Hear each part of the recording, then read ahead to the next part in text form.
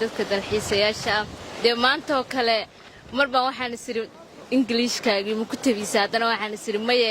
maadaama meelahan quruxda badan dad Soomaaliyeed taqaanaaye looga warramayo waxay qurux badan tahay in dee afkeeni Soomaaliga looga sheego dalxiiskaaga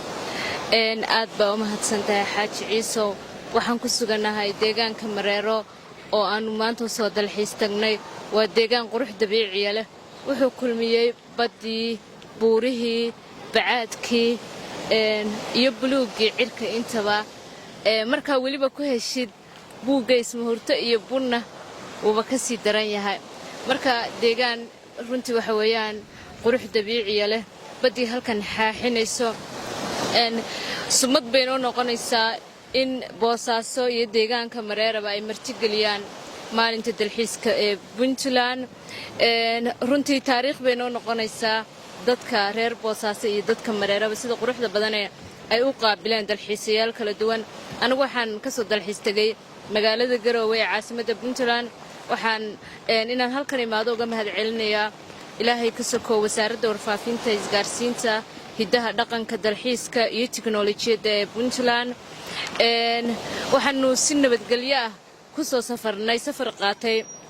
ilaa 6 saacadood waxaanu soo marnay deegaano kala duwan waxa xusid mudan inay markii ugu horeysay tahay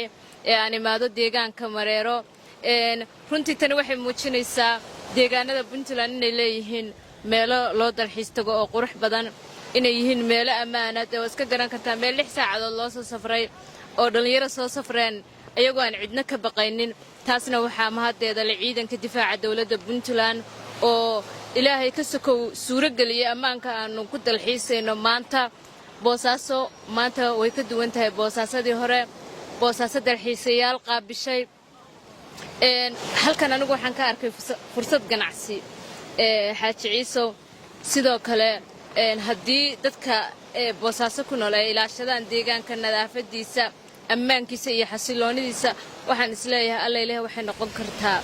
meel guud ahaan dunida looga soo dalxiis tago meel intiisa qurux kulmisay cajiib weeyaan si weyn wax lagu yaqaanay luqadda Ingiriiska maanta markii joogan lagu qiimeeyo luqadda Ingiriiska war ka waran another level weeyaan I'm so happy inaan ka mid ahay dadka dalxiisayaasha dee maanta oo kale marba waxaan isiri ingiliishkaagii ma ku tabiisa haddana waxaan isiri maye